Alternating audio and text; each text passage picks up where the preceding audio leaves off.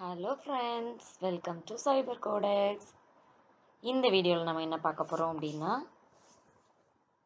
இப்போ நடந்துட்டு இருக்கிற தியரி எக்ஸாம்ஸ் November-December 2024 தியரி எக்ஸாம்ஸில் உள்ள இம்பார்ட்டன்ட் கொஸ்டின்ஸ் தான் நம்ம டிஸ்கஸ் பண்ணிட்டு இருக்கோம்.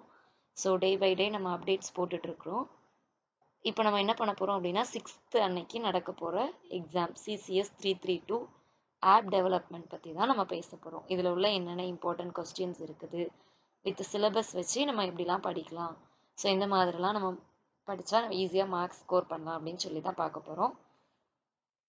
வாங்க நம்ம வீடியோக்குள்ளே போகலாம். யாரெல்லாம் சைபர் கோடெக்ஸ் சேனலுக்கு புதுசோ எல்லாரும் மறக்காமல் சப்ஸ்கிரைப் பண்ணிக்கோங்க, லைக் பண்ணிக்கோங்க, மறக்காமல் உங்கள் ஃப்ரெண்ட்ஸ்க்கு ஷேர் பண்ணுங்கள். வீடியோ கடைசியில் நம்ம உங்களுக்கு ஆன்சர்ஸ் எல்லாம் வச்சுருக்குறோம். ஸோ வீடியோவை ஸ்கிப் பண்ணாமல் பாருங்கள், அப்போ தான் உங்களுக்கு புரியும். Okay, so unit 1 app development அப்படின்னாலே நம்ம mobile app development, web app development இந்த மாதிரி நம்ம ரெண்டாக ஸ்ப்ளிட் பண்ணுவோம். ஸோ அதை வச்சு தான் உங்களுக்கு ஃபஸ்ட் யூனிட்லேயே இருக்குது fundamentals of mobile and web application development. நம்ம ஒரு ஆப் கிரியேட் பண்ணணும், ஒரு அப்ளிகேஷன் கிரியேட் பண்ணணும்னா நம்ம ரெண்டு விதமாக கிரியேட் பண்ணலாம். ஸோ அதை பற்றி தான் சொல்லியிருக்காங்க. பேசிக்ஸ் ஃபஸ்ட்டு சொல்லிட்டாங்க. தென் இதில் வந்து நமக்கு அந்த ஆப்பை வந்து எப்படிலாம் சொல்லுவோம் அப்படின்னா நேட்டிவ் ஆப்பு, ஹைப்ரிட் ஆப்பு, கிராஸ் பிளாட்ஃபார்ம் ஆப்பு, ப்ராக்ரெசிவ் வெப் ஆப்பு, ரெஸ்பான்சிவ் வெப் ஆப்பு, 5 டைப்பாக நம்ம சொல்லலாம். ஸோ இவ்வளோ தான், இந்த 6 டாபிக் தான் ஃபஸ்ட் யூனிட். என்னென்னா வெப் அண்ட் மொபைல் ஆப்போட பேசிக்ஸ் என்ன, then native app, hybrid app, cross platform, what is progress app, responsive. So இந்த 5 டாபிக் தான். ஸோ இதை தான் நம்ம வந்து 2 மார்க்ஸ் அண்ட் 16 மார்க்ஸில் பார்க்க போகிறோம். லைக் 13 and 16 மார்க்ஸில் என்ன அப்படின்னா பார்ட் ஏல so what is progressive. So அந்த ப்ராக்ரெசிவ் ஃப்ளோ எப்படி இருக்கும், ஸோ வெப் ஆப்னா என்ன, அதை வந்து PWA அப்படின்னு சொல்லுவாங்க. இல்லை ரெஸ்பான்சிவ் வெப் ஆப்பு, ஸோ அதை எப்படி டிசைன் பண்ணலாம். Then mobile app development, cross platform app, web app development பார்த்துக்கோங்க. Then how to design and responsive website. Responsive website அப்படின்னா வேறு ஒன்றும் இல்லை, நம்ம இப்போ ஒரு வெப்சைட்டை வந்து நீங்கள் உங்களோட ஃபோனில் மொபைலில் யூஸ் பண்ணுறீங்க அப்படின்னா நமக்கு டெஸ்க்டாப் வியூ வந்து நீட்டாக இருக்கணும், அந்த மொபைல் வியூவும் நமக்கு நீட்டாக இருக்கணும். ஸோ இப்போ நம்ம லேப்டாப்பில் பார்த்துட்டு இல்லை சிஸ்டமில் பார்த்துட்டு அந்த வியூ மொபைலில் பார்க்கும்போது ஒரு மாதிரி அசிங்கமாக தெரிஞ்சது, இல்லை ஒரு மாதிரி நீட்டாக இல்லாமல் ஒரு ஓவர்லேப் ஆகிருக்கு ஒரு டிசைன் அப்படின்னா, ஸோ அது வந்து that is not a correct. So responsive website அப்படின்னா நம்ம மெட்டாடேட்டா அதுக்கான சில டேக்ஸை வந்து யூஸ் பண்ணுவோம். ஸோ அதுதான். தென் பூட் ஸ்ட்ராப் யூஸ் பண்ணணும் கண்டிப்பாக அந்த இடத்துல. ஸோ அதனால தான் பூட் ஸ்ட்ராப் சொல்லியிருக்கோம். Next differentiate between native app and hybrid app. இன்னொன்று என்னென்னா simulator, emulator. So mobile app பண்ணுறதுக்கு நமக்கு சிமுலேட்டர்ஸ் தேவைப்படும், சிமுலேஷன் டூல். ஸோ இதுவா எமுலேட்டர்னா என்ன அப்படின்னு சொல்லி பார்த்துருப்போம். Then advantages of progressive web app. என்னென்ன அட்வான்டேஜஸ், நீங்கள் ஒரு டாபிக் பார்க்கும்போதுமே அட்வான்டேஜ் என்ன, அப்ளிகேஷன் என்ன, டிஸ்அட்வான்டேஜ் என்ன, அட்வான்டேஜ் என்ன, ஃபீச்சர்ஸ் என்ன, பர்பஸ் என்ன, இந்த 5மே மெயினாக என்ன டாபிக் பார்த்தாலும் அதை வந்து பார்த்து வச்சுக்கோங்க. அப்ளிகேஷன்ஸ் என்ன, then what are the key features of responsive web design mobile app. So என்னென்ன ஃபீச்சர்ஸ் இருக்குது. நெக்ஸ்ட்டு பார்ட் பி பார்த்தோம் அப்படின்னா அதே தான் ஹைப்ரிடு, கிராஸ் பிளாட்ஃபார்ம், இந்த ரெண்டுக்கான கம்பேரிசன்ஸ். இது வந்து மேபி 5 மார்க்ஸ் நமக்கு ஸ்ப்ளிட் அப்பாக இருந்தால் எப்படி இருக்கலாம், இல்லை டேரெக்டாக 13 மார்க்ஸில் கூட நமக்கு கேட்கலாம். இதில் ஆர்கிடெக்சரும் நீங்கள் பார்த்துக்கோங்க. Then explain the concept of progressive web apps and their role in modern app. So இப்போ உள்ள ஆப் டெவலப்மெண்ட்டுக்கு நம்ம அந்த வெப் ஆப்போட ப்ராக்ரெசிவ் வெப் ஆப் வந்து எப்படி இருக்கும், அதில் PWA வந்து நம்ம இந்த மாதிரிலாம் ஒர்க் பண்ணுது. ஸோ இதில் what is the bridge between mobile and web app, ரெண்டுக்கும் இடையில இது எப்படி இருக்குது, ஸோ இதை பற்றி எழுதணும். தென் அட்வான்டேஜ், சேலஞ்சு, ஸோ இதெல்லாம் நமக்கு 2 மார்க்ஸ் சொன்னோம்ல, ஸோ இதை வச்சு அனலைஸ் பண்ணணும். அண்ட் அதோட impacts of PWA. Then how to the fundamental differences between native, cross platform, அதே தான் ஃபஸ்ட் இதில் சொன்னது தான். தென் இப்போ ஒரு அப்ளிகேஷன் ரியல் டைமாக நமக்கு திங்க் பண்ணி கொடுக்குற மாதிரி இருக்கலாம், இல்லை அப்படின்னா அவங்களே ஒரு கண்டிஷன்ஸ் கொடுத்து இதுக்கு நீங்கள் பண்ணுங்கள் அப்படி சொல்லி கொடுக்கலாம்.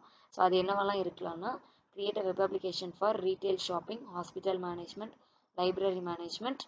ஸோ இதில் என்னெல்லாம் அப்ளை பண்ணணும் அப்படின்னா native apps as well as progressive web app, இதெல்லாம் நம்ம அப்ளை பண்ணணும். தென் செகண்ட் யூனிட் பார்த்தோம் அப்படின்னா native app development using Java. So ஜாவாவில் நம்ம என்னெல்லாம் ஆப் டெவலப்மெண்ட், அப்போது வந்து கோட்லின் இந்த மாதிரி கதெல்லாம் நமக்கு இங்கே வரும். லைக் ஆண்ட்ராய்ட் ஸ்டுடியோவில் எப்படி பண்ணலாம் அப்படின்னு சொல்லிட்டு. ஸோ அதுதான் native web app, benefits of native apps, so எப்படி நம்ம நேட்டிவ் ஆப் பண்ணலாம், அதில் என்னென்ன டூல்ஸ் இருக்குது, தென் அதில் பாப்புலர் ஆப் டெவலப்மெண்ட் என்னலாம், Java and கொட்லின்.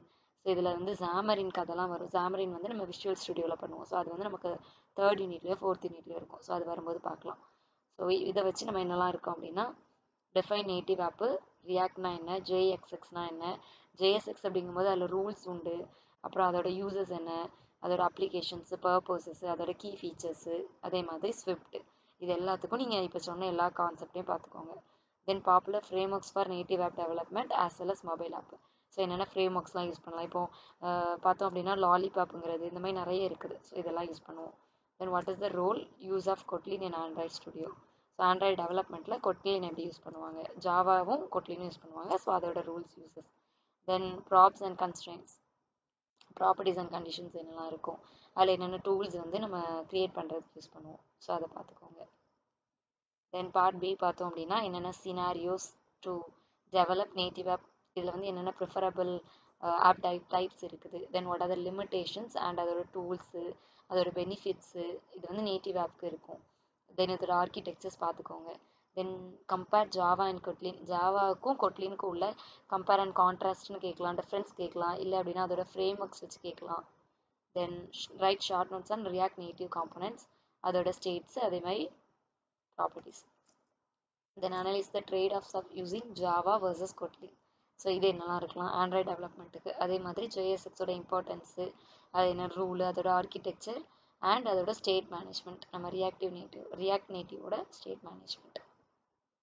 Then 3rd unit பார்த்தோம் அப்படின்னா hybrid app development.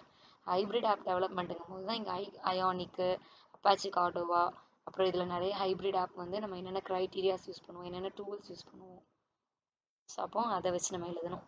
What is hybrid Apna என்ன, அதே மாதிரி advantage, disadvantage, examples, purpose, key features, uses, then tools என்னெல்லாம் யூஸ் பண்ணி நம்ம ஹைப்ரிட் ஆப்பை வந்து டெவலப் பண்ணுவோம்.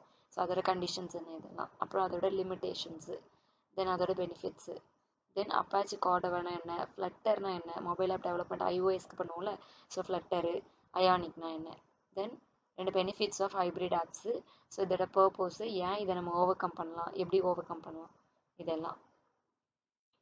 தென் பார்ட் பி பார்த்தோம் அப்படின்னா explain the benefits and challenges. Then இதில் என்னென்ன டூல்ஸ் யூஸ் பண்ணுவோம், டூல்ஸுங்கும் போது அயானிக்கு, அடுத்து ஃப்ளட்டர் யூஸ் பண்ணி ஐஓஎஸ்க்கு, ஸோ இந்த மாதிரி உள்ளது. Then discuss the criteria for creating hybrid apps with examples, என்னென்ன examples. Then why are hybrid apps gaining popularity despite their limitations. So இந்த லிமிடேஷன்ஸை நமக்கு எப்படி கிடைக்குது. Next analyze the situations where hybrid apps are preferred over other apps, வேறு ஆப்லேருந்து இது எப்படி டிஃபர் ஆகுது. Then write detailed notes on Apache Cordova, அதோட ஆர்கிடெக்சர், அதோட ஃப்ரேம் ஒர்க்ஸ் என்னெல்லாம் இருக்கும், அதோட அப்ளிகேஷன்ஸு, இதெல்லாம் எழுதிக்கோங்க. Then compare and contrast hybrid ஆப்ஸும் நேட்டிவ் ஆப்ஸுக்கும். Next 4th unit. So 4th unit பார்த்தோம் அப்படின்னா cross platform app development. So hybrid, native இந்த மாதிரி பார்த்தோம்னா இது cross platform using React Native. So React வச்சு நம்ம எப்படிலாம் பண்ணலாம், ஸோ அதோட பெனிஃபிட்ஸ் என்ன, தென் அதில் என்னென்ன டூல்ஸ் யூஸ் பண்ணுவாங்க, தென் கண்டிஷன்ஸு, பாப்புலர் டூல்ஸு, அதே மாதிரி இதில் ஃப்ளட்ரு, சாமரின், நம்ம சாமரின் பற்றி பேசணும்ல, ஸோ சாமரின், அப்புறம் அகெயின் ஜேஎஸ்எக்ஸு, அதோட ஸ்டேட்ஸு, இது எல்லாமே. ஸோ அப்போ பார்ட் ஏ பார்க்கும்போது கிராஸ் பிளாட்ஃபார்ம்னா என்ன அண்ட் தியர் ஃப்ரேம் ஒர்க்ஸ், அதோட ஃப்ரேம் ஒர்க்ஸு, டூல்ஸு, என்னென்ன லாங்குவேஜஸ் யூஸ் பண்ணுவாங்க அதை டெவலப் பண்ணுறதுக்கு, என்னென்ன லாங்குவேஜஸ், ஃப்ரேம் ஒர்க்ஸு, டூல்ஸ்லாம் யூஸ் பண்ணி நம்ம கிராஸ் பிளாட்ஃபார்ம் ஆப்பை வந்து டெவலப் பண்ணலாம். Then define the role of React Native in cross-platform development, அதோட comparisons. Then tools of cross-platforms in app development. Then key components of React Native. Then purpose and uses of React Native. அதே மாதிரி Xamarin real time apps வந்து என்னென்ன நம்ம develop பண்ணலாம், Xamarin use பண்ணி, ஃப்ளட்டரை use பண்ணி, Android studio use பண்ணி. So part B பார்த்தோம் அப்படின்னா explain the benefits and challenges of cross-platform app development. So cross platform வந்து எப்படி நம்ம டெவலப் பண்ணலாம், யூஸிங் ரியாக்ட் மூலமாவா, இல்லை என்ன சாஃப்ட்வேர்ஸ் மூலமாக, இல்லை என்ன டூல்ஸ் மூலமாக, இதில் என்னென்ன பெனிஃபிட்ஸ் இருக்குது, என்னென்ன சேலஞ்சஸ் இருக்குது, அப்புறம் அதோட பெர்ஃபார்மன்ஸ் அண்ட் ரீயூசபிலிட்டி. நெக்ஸ்ட் பார்த்தோம் அப்படின்னா compare flutter, Xamarin, react Native. So இதில் ஃப்ளட்டர், Xamarin அப்படிங்கிறது ரொம்ப இம்பார்ட்டன்ட். ஸோ ஃப்ளட்டர் அப்படிங்கிறது நம்ம வந்து ஐஓஎஸ்க்கு பண்ணுவோம். Xamarin அப்படிங்கிறது என்னென்னா விஷுவல் ஸ்டுடியோ 2010, அதாவது கோட் எடிட்டர் கிடையாது, இது விஷுவல் ஸ்டுடியோ. ஸோ அதில் நமக்கு வந்து என்ன பண்ணியிருப்பாங்க அப்படின்னா, ஒரு பர்டிகுலர் மாடியூல்ஸ், மெயின் மாடியூல்ஸா இல்லை என்னன்னு சொல்லி கொடுத்துருப்பாங்க. அங்கே போயிட்டு நம்ம வந்து ஜாமரின்ங்கிறத டவுன்லோட் பண்ணணும், லைக் மொபைல் ஆப்புக்கு. ஸோ அப்போ அதில் நம்ம என்ன பண்ணுவோம் அப்படின்னா, HTML இல்லை XML இந்த மாதிரி நம்ம யூஸ் பண்ணி மொபைல் ஆப்புக்கு வந்து டெவலப் பண்ணுவோம். தென் தேர்ட் கொஸ்டின் என்ன அப்படின்னா, process and rules, installation steps என்னெல்லாம் இருக்குது ரியாக்ட் நேட்டிவ்க்கு, அண்ட் இந்த ஸ்டெப்ஸ் எல்லாம் யூஸ் பண்ணி நம்ம எப்படி கிராஸ் பிளாட்ஃபார்ம் ஆப்பை வந்து டெவலப் பண்ணுறது. Then write a short notes on native components. So என்னென்ன ரியாக்ட் நேட்டிவ்க்கு நம்ம பண்ணலாம். Then why is Flutter emerging as a strong competitor to React Native? So react native compare பண்ணும்போது நமக்கு ஃப்ளட்டர் வந்து ஒரு ஸ்ட்ராங் காம்படிட்டர்னு சொல்கிறேன். ஏன்னா இது ரொம்ப இம்பார்ட்டன்ட். நம்ம iOS என்ன இப்போ ஃபார் எக்ஸாம்பிள் மேக் அப்படின்னு எடுத்துட்டோம்னா iOS தான். ஸோ என்ன இருந்தாலும் நமக்கு வந்து அடாப்ட் ஆகிற மாதிரி நம்ம ஃப்ளட்டரில் க்ரியேட் பண்ணிக்கலாம், mobile app as well as iOS. அப்போ ஆப்பிள் ஃபோனுக்கு யூஸ் பண்ணுவேன், இந்த மாதிரி நம்ம வந்து அப்ளிகேஷன்ஸ் க்ரியேட் பண்ணிக்கலாம். So how to install and Android studio.